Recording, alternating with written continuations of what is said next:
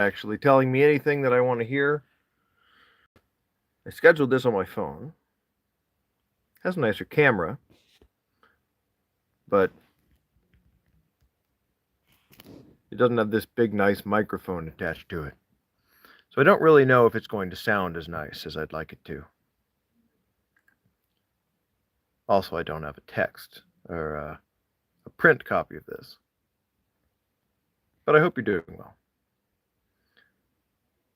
I'm going to read Tremendous Trifles by Gilbert Keith Chesterton. Preface. These fleeting sketches are all republished by kind permission of the editor of the Daily News, in which paper they appeared.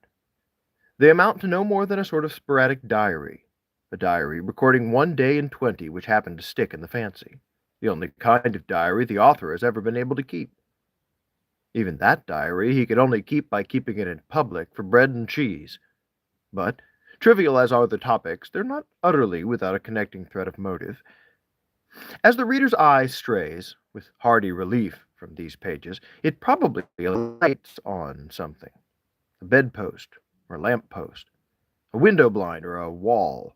It's 1,000 to 1 that the reader is looking at something that he has never seen, that is, never realized. He could not write an essay on such a post or wall. He does not know what the post or wall mean. He could not even write the synopsis of an essay as the bedpost, its significance, security essential to idea of sleep, night felt as infinite, need of monumental architecture, and so on. He could not sketch in outline his theoretic attitude toward window blinds, even in the form of a summary. The window blind, its analogy to the curtain and veil, is modesty natural, worship of and avoidance of the sun, etc., etc. None of us think enough of these things on which the eye rests. But don't let us let the eye rest. Why should the eye be so lazy? Let us exercise the eye until it learns to see startling facts that run across the landscape as plain as a painted fence. Let us be ocular athletes. Let us learn to write essays on a stray cat or a colored cloud. I have attempted some such thing in what follows, but anyone else may do it better, if anyone else will only try. Chapter 1. Tremendous Trifles. Once upon a time, there were two little boys who lived chiefly in the front garden, because their villa was a model one. The front garden was about the same size as the dinner table. It consisted of 4 strips of gravel, a square of turf, with some mysterious pieces of cork standing up in the middle, and 1 flower bed with a row of red daisies. One morning, while they were at play in these romantic grounds, a passing individual, probably the milkman, leaned over the railing and engaged them in philosophical conversation. The boys, whom we will call Paul and Peter, were at least sharply interested in his remarks, for the milkman, who was, I need say, a fairy, did his duty in that state of life by offering them in the regulation manner anything that they chose to ask for. And Paul closed with the offer with a business-like abruptness, explaining that he had long wished to be a giant, that he might stride across continents and oceans and visit Niagara or the Himalayas in an afternoon dinner stroll. The milkman, producing a wand from his breast pocket, waved it in a hurried and a perfunctory manner, and in an instant the model villa with its front garden was like a tiny doll's house at Paul's colossal feet. He went striding away with his head above the clouds to visit Niagara and the Himalayas, but when he came to the Himalayas, he found that they were quite small and silly-looking, like the little cork rockery in the garden. And when he found Niagara, it was no bigger than the tap turned on in the bathroom. He wandered round the world for several minutes, trying to find something really large and finding everything small, till in sheer boredom he lay down on 4 or 5 prairies and fell asleep. Unfortunately, his head was just outside the hut of an intellectual backwoodsman, who came out of it at that moment with an axe in one hand and a book of Neo-Catholic philosophy in the other. The man looked at the book, and then at the giant, and then at the book again, and in the book it said, "It can be maintained that the evil of pride is being out of proportion to the universe." So the backwoodsman put down his book, took his axe, and working 8 hours a day for about a week, cut the giant's head off, and there was an end of him. Such is the severe yet salutary history of Paul. But Peter, oddly enough, made exactly the opposite request. He had said he had long wished to be a pygmy, about half an inch high, and of course he immediately became one. When the transformation was over, he found himself in the midst of an immense plain, covered with a tall green jungle, and above which, at intervals, rose strange trees, each with a head like the sun in symbolic pictures, with gigantic rays of silver and a huge heart of gold. Towards the horizon, he could see the line of another.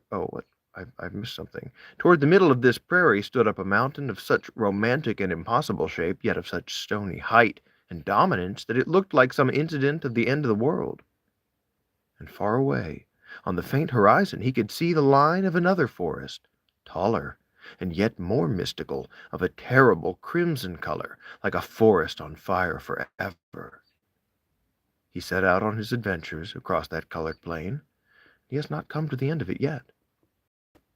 Such is the story of Peter and Paul, which contains all the highest qualities of a modern fairy tale, including that of being wholly unfit for children, and rather the motive with which I have introduced it is not childish, but rather full of subtlety and reaction.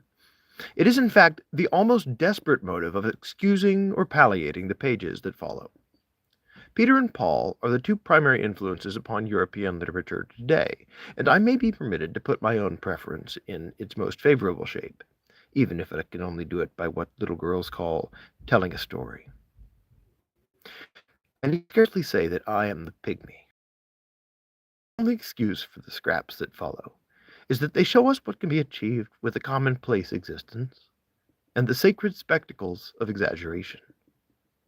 The other great literary theory, that which is roughly represented in England by Mr. Rudyard Kipling, is that we moderns are to regain the prize by sprawling all over the world, growing youth travel and geographical variety, at home everywhere, that is, being at home nowhere. Let it be granted that a man in a frock coat is a heart-rending sight, and the two alternative methods still remain. Mr. Kipling's school advises us to go to Central Africa in order to find a man without a frock coat. The school to which I belong suggests that we should stare steadily at the man until we see the man inside the frock coat. If we stare at him long enough, he may even be moved to take off his coat to us, and that is a far greater compliment than his taking off his hat.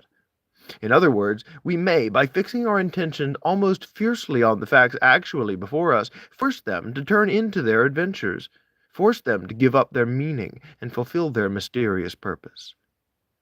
The purpose of the Kipling literature is to show a man may see if he is active and strides from continent to continent, like the giant in my tale. But the object of my school is to show how many extraordinary things even a lazy and ordinary man may see if he can spur himself to the single activity of seeing. For this purpose I have taken the laziest person of my acquaintance, that is myself, and made an idle diary of such odd things as I have fallen over by accident in walking in a very limited area at a very indolent pace. If anyone says that these are very small affairs, talked about in very big language, I can only gracefully compliment him upon seeing the joke. If anyone says that I am making mountains out of molehills, I confess with pride that it is so. I can imagine no more successful and productive form of manufacture than of making mountains out of molehills. But I would add this not unimportant fact, that molehills are mountains. One has only to become a pygmy like Peter to discover that. I have my doubts about all this real value in mountaineering, in getting to the top of everything and overlooking everything. Satan was the most celebrated of Alpine guides, when he took Jesus to the top of an exceeding high mountain and showed him all the kingdoms of the earth. But the joy of Satan in standing on a peak is not a joy in largeness, but a joy in beholding smallness, in the fact that all men look like insects at his feet. It's from the valley that things look large. It's from the level that things look high. I am a child of the level. I have no need of that celebrated Alpine guide. I will lift up my eyes to the hills from whence cometh my help. but I will not lift up my carcass to the hills unless it's absolutely necessary. Everything is in an attitude of mind, and at this moment I'm in a comfortable attitude. I will sit still and let the marvels and the adventures settle on me like flies. There are plenty of them, I assure you. The world will never starve from want of wonders, but only for want of wonder. Thank you.